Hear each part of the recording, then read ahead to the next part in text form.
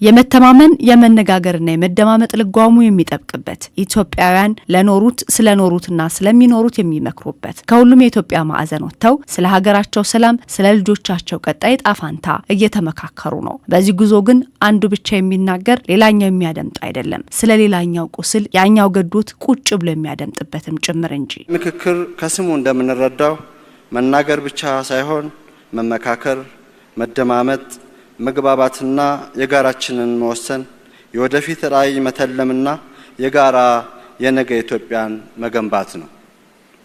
ሀገራችን በዚህ ወቅት ሰላም፣ ፍትህ፣ እኩል ተሳትፎና ጠንካራ ተቋማት የሚያስፈልግባት ወሳኝ ምዕራፍ ላይ ነች።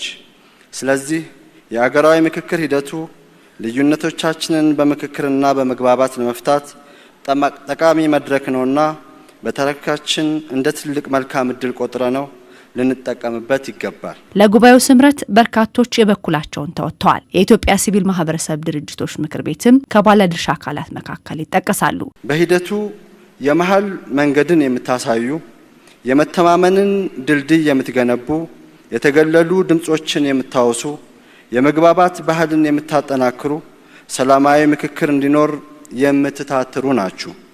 በመሆኑም ይህ አገራዊ ምክክር ስኬታማ ሆኖ እንዲጠናቀቅ የበኩላችሁን ሚና እንድትወጡ አደራ ለማለት እወዳለሁ። የሲቪል ማህበረሰብ ድርጅቶች የተገለሉ ድምጾችን ወደፊት እንዲወጡ፣ የተረሱ የተባሉ ጉዳዮችን እንዲያስታውሱ የቤት ስራ ተሰጥቷቸዋል። የወጣቶች፣ የአካል ጉዳተኞችና የተገለሉ ድምጾች በቅጡ እንደሚስተናገዱና በአግባቡ መፍትሄ እንደሚያገኙ እተማመናለሁ። እኛ እንደ ሲቪል ማህበራት ዘላቂ ሰላም በፖለቲካ ስምምነት ብቻ እንደማይገነባ እናምናለን።